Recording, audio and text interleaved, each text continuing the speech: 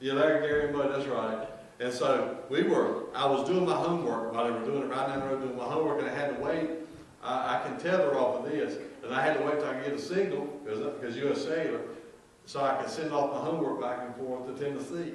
And so last night when I got home, I still had a quiz and 2 essays to do. So when I come home last night, I did my time quiz, and then I did my essays. And the last thing I did before I went to bed was talk about, so that's what's so cool about going to a Christian-based college.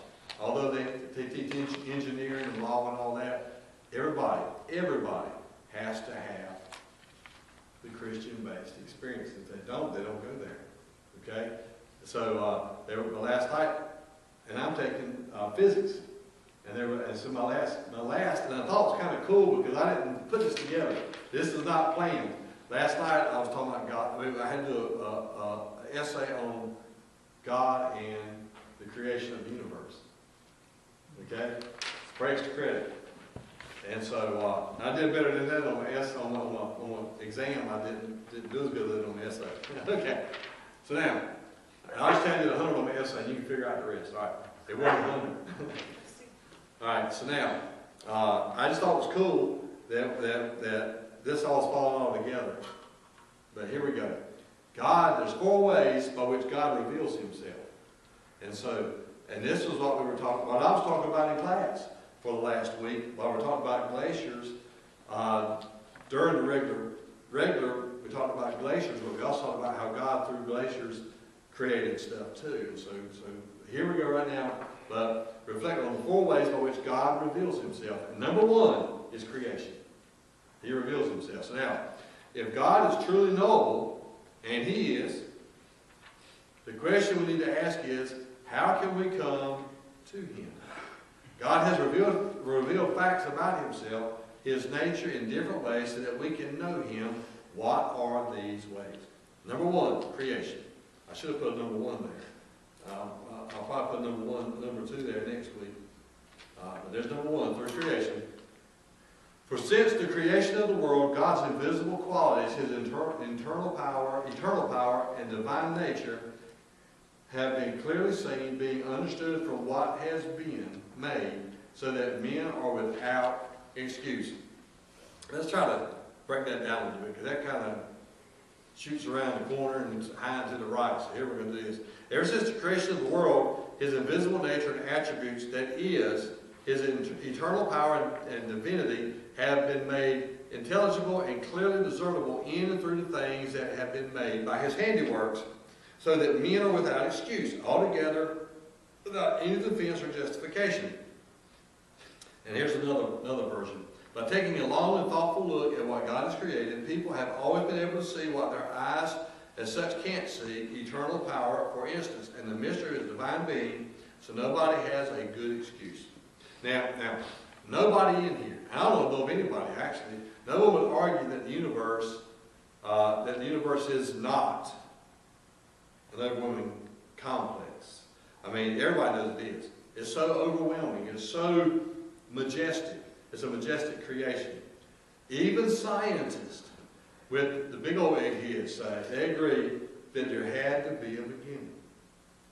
Everybody says there had to be a beginning. Scientific law says that something cannot come from nothing. Only God can take something from nothing. He's the only one. Amen? I told my kids all the time, I go, Dad, can we have this? Can we have this? I said, you can't get it. I don't have anything right now. And they went, Dad, what about it? I said, no, you can't take something from nothing. There's only one that can do that. That's God. So, there's a scientific law that says something cannot come from nothing. That law is called, the scientific law is called first cause. First cause. They've also found something called the God gene. The God gene, they were experimenting about a year ago, maybe 2 years ago. I saw one of the things I was reading said that finally, the scientists now believe they have found what sparks life.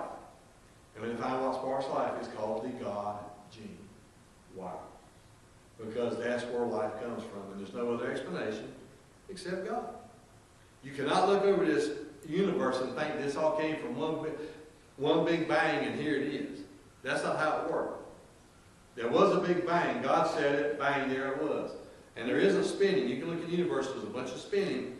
And I believe God just when He created it, He said, here it is. And so it's just spinning. He put it in motion. But we're, if we were just a little bit closer to the sun, we'd burn up. If we were just a little bit farther from the sun, we would freeze to death. It's an amazing thing.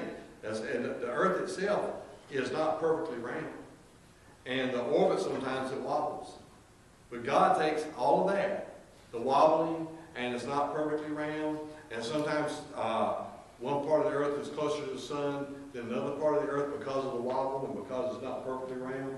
And God takes all that in consideration, and we don't burn up. We don't freeze. Wow. It's just amazing what God did. So again, in Job, go ahead. Physics showed that in a solar system that is made by so-called natural causes, everything's going to spin in the same direction. Why is it then that Neptune spins sideways? That's right. That's right. And if you look at the way they have decided, the powers that be, the brains that be, have decided that when our universe was created, it was created at once, all at once. Really? Wow. Wow. They've got a Hubble Space telescope that can see I don't know how many miles away, but even that they still can't see because there's so many vast universes. The Milky Way is just a small thing. And the Milky Way, our universe is in that little bitty spot, in that Milky Way galaxy. And we have a solar system in the galaxy with other solar systems. And then there's other galaxies all over the place, and as far as you can see. It's wild. And it all has a purpose. It's mathematically congruent. Everything. And so you got to understand that, when you look at this, that God is always, and I do mean always, in control. We don't have to wonder. We know that God is always in control. So now, in Job 38, Job is arguing with God. He finally has had all he could take. I know none of us have ever gotten that far. Where we've had all we can take. But he's had all he can take, and he's really about Papa's corpse because all this stuff has been happening to him. I had somebody ask me not long ago that said, why is it that the more I try to help God, try to do God's work, and the closer I try to get to God, it seems like the worse the devil fights me? And I said, okay, you're a fireman. Let me ask you a question. If you got a truck full of water and foam, and you got all your turnout gear, and you got your EMT kit, and all that inside that inside that fire truck, I said, and you're riding down the road, are you going to just stop by any old house and put that foam on it and put that water on it? I said, no, that'd be crazy. I said, what are you looking for? One that's on fire. If you're riding down the road and you see cars just riding around, are you going to stop and try to do something? No, you're looking for one that's been in there and it's on fire. Okay, so the same thing. Satan's looking. When you're just a house, unoccupied, so to speak, house, you're not doing anything, he's not worried about you. But when you get on fire, he wants to put you out. So that's why the closer we get to God, the more we do for God. Because God doesn't, let me tell you something else. You might think this is wrong, and that's okay, because we can agree to disagree. But you know what else? When Satan is attacking, you know what he's attacking? When he attacks you, you know what he really is attacking? He's attacking your anointing. Because until you're anointed, he don't attack. Yeah. And he can't attack God. So he attacks God's anointed and the anointing because he can't attack God. And so that's pretty wild. And so just think about it. That person said, well, I must be really doing good for God. I said, well, that's for God to know, but I can guarantee you one thing. You say the more you do for God, the worse it gets. That's a good sign that you're on fire. And that the anointing draws the enemy. Did you know that? Not only does the anointing draw power, the anointing draws the enemy. Wow. And that's tough. The anointing draws the enemy. That's why David, the more David grew, the more people came against him. When it was just to start with, it was just local. But by the time he got on up there, there was nations coming after him. You know, again, the stronger your anointing, the more they're going to come after you. So here we go. We were talking about something before we got started. We all were asking me a question, and I said, let's get going first. Do you remember what it was? What were we talking about before we got started tonight? The confusion of that prayer you're talking about. Oh yeah, let me tell you about that. When Jesus was baptized, after he was baptized, Mark says he was immediately driven by the Spirit in the wilderness. Now, the Spirit comes down as a dove, that's peace. And he's anointed, full of the Holy Ghost. But the Spirit from a peaceful dove became a whip and drove him into the wilderness. Sometimes the Spirit upon us is the dove, and sometimes it's the whip. Not to punish us, but to drive us. And I don't mean in a bad way, but to put us where we need to be, to show us what we need to do. Sometimes, have you ever done something and said, I really don't want to do this, Lord, but you do it anyway? I really would rather do anything but this. You know, and I've had the Spirit come on me as a dove when I'm in the prison, but sometimes it comes to me as a whip to get me in there. Then the dove comes on me when I get in there. Okay? So Jesus is driven to the wilderness for 40 days and 40 nights. We don't know how he was tempted. There's thousands of temptations that he faced for 40 days and 40 nights. He was hungry and he wasn't drinking anything. So he was really, really in bad shape as far as his body was concerned. And then the last three great temptations is cast yourself down from the temple, because God gives his angels. First he said, make the stones bread. If you be the Son of God, make these stones bread. And he says, wait, get away from me. He says, man doesn't live by bread alone, but by every word that comes out of the mouth of God. So what he was doing is, he was actually tempting him over what he had. Then he said, get up on the temple, cast yourself down, the angels will pick you back up. He was tempting on who he was. And then he says, see all these kingdoms you worship, but you can have them. Then he tempted on what he could have.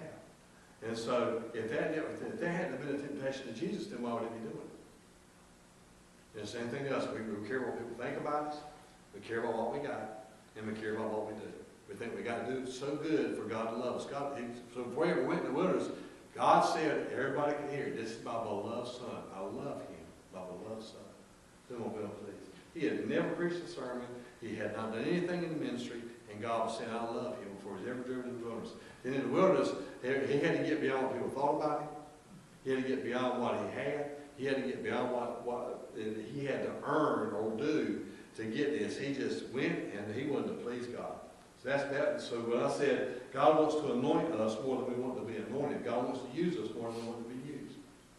No matter how hard you want to be used, no matter how hard you want to be anointed, he wants to do it greater. Amen? So, here we go. Now that we got that behind. Job 38, he's arguing with God and seeking answers about the world around him. And look how God replies to him. So there's the formation of the world. It says in verse Job 38. This is all in Job 38. Verse 4 through 6. It says, "Where were you when I laid the earth's foundation? Tell me if you understand. Who marked off its dimensions? Surely you know. Who stretched a measuring line across it? On what were its footings set? Or who laid its cornerstone?" All right? Think about this. I'm going to tell you a different way. Where were you when I created the earth? Tell me, since you know so much. Who decided the size? Certainly you know that. Who came up with the blueprints and the measurements? Who has its foundation poured? Who set the cornerstone? Wow. Wow. So what he was saying is, where were you at, dude? I done all this. Look what I've done. You didn't do it, Joe. So back off. You know, so the formation of the world, that's one way that God reveals himself in creation, the formation of the world. Secondly, the vast universe, because he says in verse 32, can you bring forth the constellations in their seasons, or lead out the bear with its cubs? Or can you get Venus to look your way, or get the great bear and her cubs to come out and play? Can you get the signs of the zodiac in their season? You know, this is some heavy duty stuff here, the vast universe. So, when you look at just the world itself, you know there's a God. This just didn't happen. If evolution was correct, then why aren't we evolving? Why there's something after us? And if evolution is evolving, then why is there still monkeys if we came from them?